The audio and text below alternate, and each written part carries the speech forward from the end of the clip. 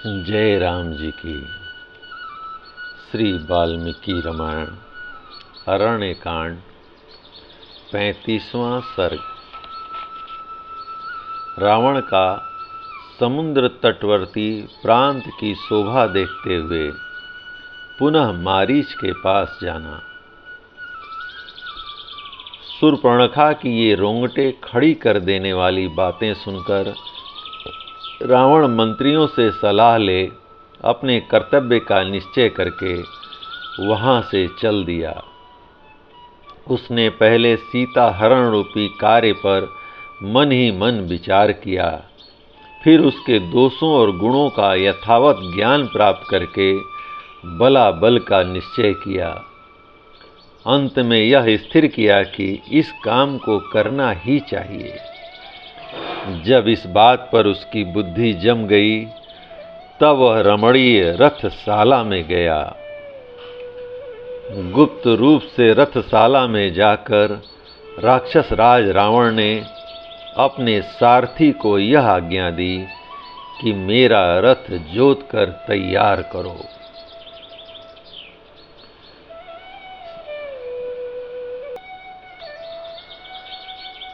सारथी शीघ्रतापूर्वक कार्य करने में कुशल था। रावण की उपयुक्त आज्ञा पाकर उसने एक ही क्षण में उसके मन के अनुकूल उत्तम रथ जोत कर तैयार कर दिया। वह रथ इच्छा अनुसार चलने वाला तथा सुवर्णमय था। उसे रत्नों से विभूषित किया गया था। उसमें सोने के साज बाजों से सजे हुए गधे जुते थे, जिनका मुख पिशाचों के समान था। रावण उस पर आरूढ़ होकर चला। वह रथ मेघ गर्जना के समान गंभीर घर घर ध्वनि फैलाता हुआ चलता चल दिया। उसके द्वारा वह कुबेर का छोटा भाई राक्षस राज रावण समुद्र के तट पर गया। उस समय उसके लिए सफेद चंवर से हवा की जा रही थी। सिर के ऊपर श्वेत छत्र तना हुआ था। उसकी अंग कांति स्निग्ध वैदुर्य मणि के समान नीली या काली थी। वह पक्के सोने के आभूषणों से विभूषित था। उसके 10 मुख, 10 कंठ और 20 भुजाएं थी। उसके वस्त्राभूषण अन्य उपकरण भी देखने योग्य थे।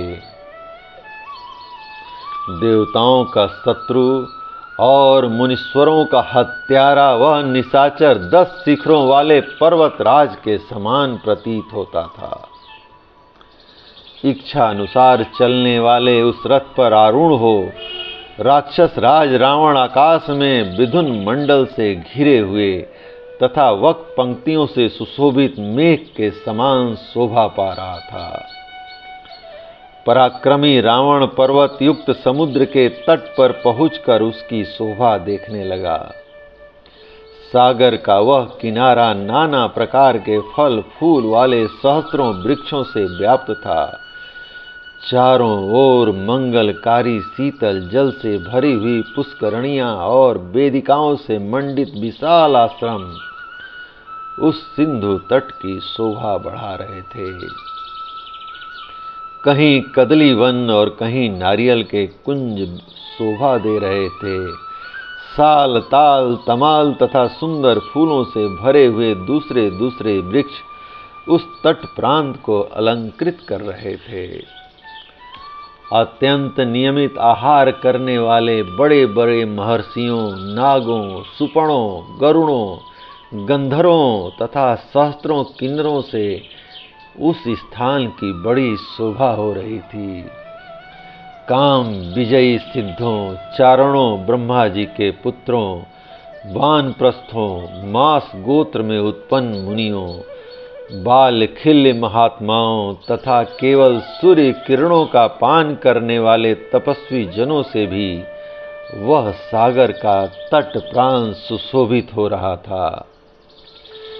दिव्य आभूषणों और पुष्पमालाओं को धारण करने वाले तथा क्रीड़ा विहार की विधि को जानने वाली सहस्त्रों दिव्य रूपणी अप्सराएं वहां सब ओर विचर रही थीं।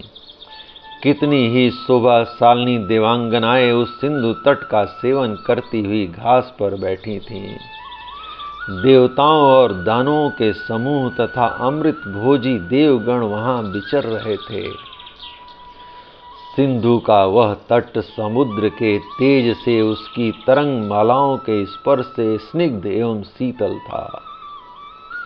वहां हंस, क्रौंच तथा मेढक सब ओर फैले हुए थे और सारस उसकी शोभा बढ़ा रहे थे। उस तट पर वैदुर्य मणि के सदृश श्याम रंग के प्रस्तर दिखाई देते थे। आकाश मार्ग से यात्रा करते हुए कुबेर के छोटे भाई रावण ने रास्ते में सब ओर बहुत से श्वेत बण के विमानों, गंधर्वों तथा अप्सराओं को देखा। वे इच्छानुसार चलने वाले विशाल विमान उन पुण्यात्मा पुरुषों के थे जिन्होंने तपस्या से पुण्य लोकों पर विजय पाई थी।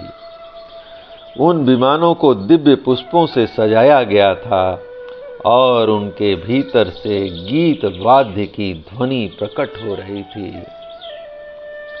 आगे बढ़ने पर उसने जिनकी जड़ों से गोंद निकाले हुए थे, ऐसे चंदनों के सहस्त्रों वन देखे जो बड़े ही सुहावने और अपनी सुगंध से नासिका को तृप्त करने वाले थे। वहां श्रेष्ठ अगरू के वन थे, कहीं उत्तम जाति के सुगंधित फल वाले तककोलों वृक्ष विशेषों के उपवन थे, कहीं तमाल के फूल खिले हुए थे, कहीं गोल मिर्च की झाड़ियां शोभा पा रही थीं और कहीं समुद्र के तट पर ढेर के ढेर मोती सूख रहे थे। कहीं श्रेष्ठ पर्वत मालाएं, कहीं मूंगों की राशियां, कहीं सोने चांदी के शिखर तथा कहीं सुंदर, अद्भुत और स्वच्छ पानी के झरने दिखाई देते थे। कहीं धन धान्य से संपन्न स्त्री रत्नों से भरे हुए तथा हाथी, घोड़े और रथों से व्याप्त नगर दृष्टि गोचर होते थे। इन सब को देखता हुआ रावण आगे बढ़ा। फिर उसने सिंधुराज के तट पर एक ऐसा स्थान देखा जो स्वर्ग के समान मनोहर, सब ओर से समतल और स्निग्ध था। वहां मंद मंद वायु चलती थी जिसका स्पर्श बड़ा कोमल जान पड़ता था। वहां सागर तट पर एक बरगद का वृक्ष दिखाई दिया जो अपनी घनी छाया के कारण मेघों की घटा के समान प्रतीत होता था। उसके नीचे चारों ओर मुनि निवास करते थे। उस वृक्ष की सुप्रसिद्ध शाखाएं चारों ओर 100 योजनों तक फैली हुई थीं। यह वही वृक्ष था जिसकी शाखा पर किसी समय महाबली गरुण एक विशालकाय हाथी और कछुए को लेकर उन्हें खाने के लिए आ बैठे थे। पक्षियों में श्रेष्ठ महाबली गरुड़ ने बहुसंख्यक पत्तों से भरी हुई उस शाखा को सहसा अपने भार से तोड़ डाला था। उस शाखा के नीचे बहुत से बैखानस, मांस, बाल, खिल्ले, मरीचिप, सूर्य किरणों का पान करने वाले ब्रह्मपुत्र और धूम्रप संज्ञा वाले महर्षि एक साथ रहते थे।